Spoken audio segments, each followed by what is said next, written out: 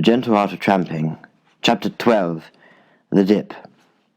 Some tramps have a groundless fear of water. In Russia they call it vodaboyance, which means simply water fright, and is a better word than hydrophobia, which means the same thing, but is connected in the mind with mad dogs. Here no mad dog is in question. Water, a liquid recommended for external use, is greatly despised by certain wine-bibbers, who affect to be afraid that it will get into the wine. The fact is, most of them have got the water fright. After a stout bottle of Burgundy and a cigar, what more dreadful torture can be imagined than sitting under a fountain of water? It is better to sit in an old leather chair in a Piccadilly window than on a chair in the rocks under a flowing cascade. "I am for Piccadilly window," says the confirmed lizard, and not a few tramps are at one with the clubman. However, once you get the water fright, it is almost incurable, and perhaps not worth writing about. Coldness of water is a prejudice. The coldest dip in the sea is easier to take than the ordinary cold bath in a cramped bathroom. The immediate activity of the body conquers the cold. In a bathroom, most people have to be painfully passive. But truly, in those seasons of the year when one is able to sleep out of doors, one need not fear the temperature of the water. The morning swim is such an embellishment of the open-air life that many are tempted to plan their whole expedition with that in view. Thus they would rather tramp along the seashore or in a region of many lakes than traverse a region of little rivers and springs, but no water of depth. The dip means a great deal extra in happiness, health, and vigour. I think I prefer the lake to the sea, that is, after a night out of doors. It is colder and fresher. Its unruffled grey and silver seems to have been spread specially for you to plunge into. It is a different matter to come from a hotel bed out to the margin of the mere and wade into early morning loveliness. That is good, but it is not the best. You miss the continuity of experience. A night with the moon and wild flowers, with fleeting clouds and seemingly fleeting stars, with cool and warm airs wandering, with wood whispers and the nightingale's song, has its fitting envoi in 20 minutes splashing after dawn. Nature learns that the tramp is awake. You scoop a coffee pot full of water from the same pool wherein you bathe. You see the coffee pot standing on the bank like a faithful bird awaiting your return from the water.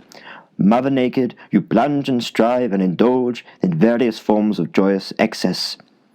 The grey dawn sky above is gentle as loving eyes.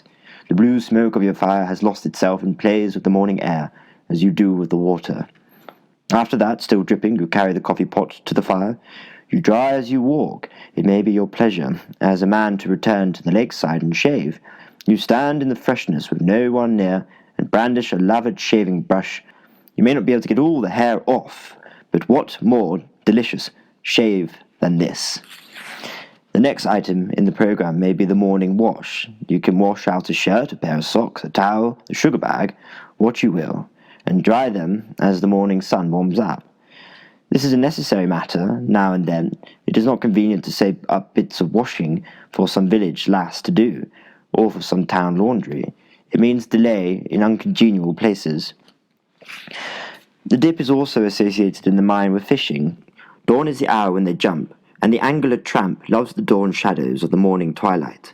He catches his breakfast before he bathes, guts his fish, gets ready his frying pan, for you do not want to wait too long for food once you have been in the water.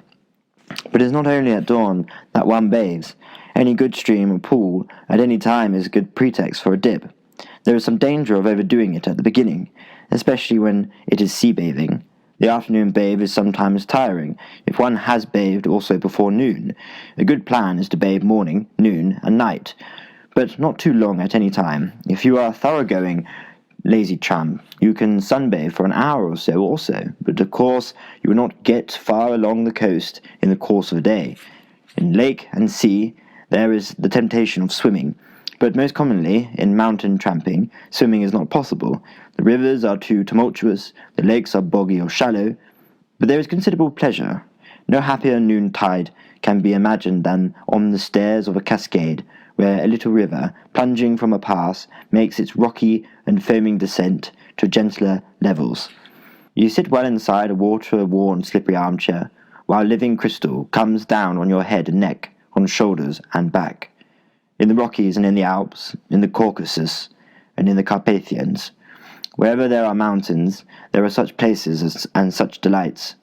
When you reach the snow line, there is pleasure enough in snow bathing, though one should beware of it when the body has got very hot with arduous climbing. The snow often has a comparatively solid crust, but when this is broken, it is soft underneath. It depends on your constitution whether you can stand it at a high altitude, but otherwise it is pleasant sometimes in mid-July to plaster oneself with the so unfamiliar snow. The evening swim, too, is a pleasure, taking the tiredness out of your limbs and adding to the happiness of your relaxation when, later, you lie with your blanket over you under the stars. It has not the joy of the dawn swim, not the joie de vivre of that of noontide, but it has the peace of an evening hymn or child's prayer. If you are a Celt or a Slav, it has melancholy, the poetry of sadness. It tunes the soul to the night mood, and the awakening of the dim stars and the coming on of that intense silence, that stopped breath of nature, which one senses in the first hours of the night. From baptism comes grace. The spirit of the water has found place in the bosom of the wanderer. He may be a pagan at heart, but he has come nearer to being a Christian if he has thus bathed 3 times a day.